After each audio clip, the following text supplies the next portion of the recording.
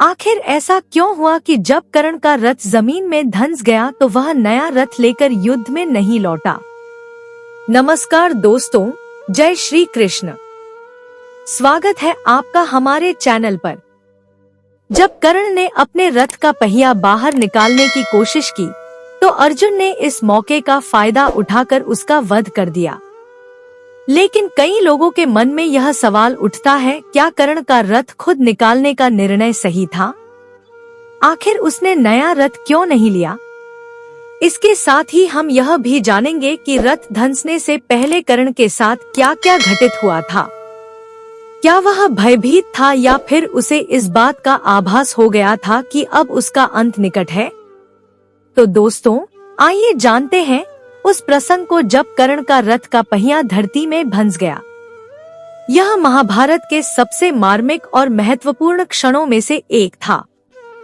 कुरुक्षेत्र के मैदान में जब अर्जुन और कर्ण के बीच घमासान युद्ध हो रहा था, तभी अचानक कर्ण के रथ का पहिया जमीन में धंस गया। कर्ण रथ से उतरे और अपने हाथों से उस पहिए को निकालने लगे। इतनी विकट परिस्थिति में भी उन्होंने कोई दूसरा या नया रथ लेने का विचार नहीं किया। अब सवाल यह उठता है, उस समय कर्ण किस मानसिक और शारीरिक स्थिति में थे? क्या वे भयभीत थे या फिर उन्होंने नियति को स्वीकार कर लिया था? जब अर्जुन और कर्ण के बीच यह युद्ध चल रहा था, उस समय तक अर्जुन पहले ही दुर्योधन के अधिकांश योद्धाओं को हरा चुका था और लगभग 2000 सैनिकों को भी मार चुका था। उस समय केवल कर्ण ही अकेले अर्जुन से जूझ रहे थे। इसी दौरान जब अर्जुन ने कर्ण का अंत करने के लिए अंजलिकास्त्र का आह्वान किया, तभी कर्ण का रथ जमीन में धंस गया और अर्जुन ने वह अंजलिकास्त्र नहीं चलाया। कर्ण ने अर्जुन से थोड़ी देर के लिए युद्ध रोकने की विनती की और रथ से उतरकर स्वयं रथ का पहिया निकालने का प्रयास करने लगे। कथाओं के अनुसार उस समय तक कर्ण को यह आभास हो चुका था कि अब वह अर्जुन के प्रहार से नहीं बच पाएंगे। श्राप के प्रभाव से कर्ण ब्रह्मास्त्र का प्रयोग करना भी भूल चुके थे। हालांकि कर्ण डरे हुए नहीं थे, लेकिन वे घायल अवश्य थे। रथ का पहिया निकालते समय उन्होंने कोई अधीरता नहीं दिखाई, मानो उन्हें अपने अंत की आहट मिल चुकी थी। उनकी मनोस्थिति बेहद जटिल और भावनाओं से भरी हुई थी। एक ओर असहायता, संघर्ष और धर्म संकट था, तो दूसरी ओर उम्मीद और निराशा के बीच डगमगाता साहस। कर्ण उस क्षण वीरता, आत्मबलिदान और स्वीकार्यता के प्रतीक बन गए थे। यह पल महाभारत की कथा का एक अत्यंत भावनात्मक और निर्णायक मोड़ था।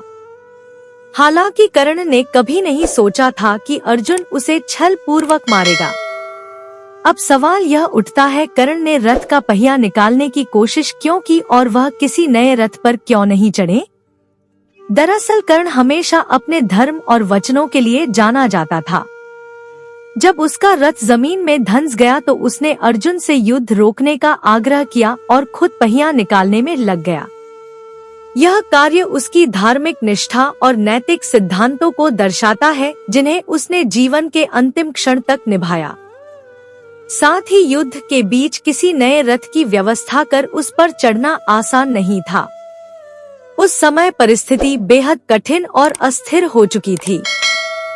ऐसे में रथ का पहिया निकालने का प्रयास करना ही अधिक तात्कालिक, व्यावहारिक और आवश्यक लगा। महाभारत के सभी योद्धा युद्ध की मर्यादाओं का पालन करते थे। जब कर्ण ने अर्जुन से थोड़ी देर के लिए युद्ध रोकने का अनुरोध किया तो उसे पूरा विश्वास था कि अर्जुन भी उन मर्यादाओं का सम्मान करेंगे।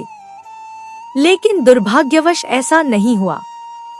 कर्ण का जीवन महाभारत में बार बार भाग्य के क्रूर खेल का शिकार बनता रहा। रथ का पहिया धरती में धंस जाना और ब्रह्मास्त्र का प्रयोग भूल जाना, यह सब उसे मिले श्रापों का ही प्रभाव थे।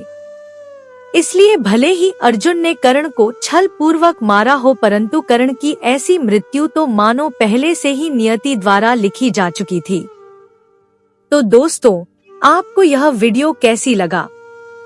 कृपया अपनी राय हमें कमेंट बॉक्स में जरूर बताएं।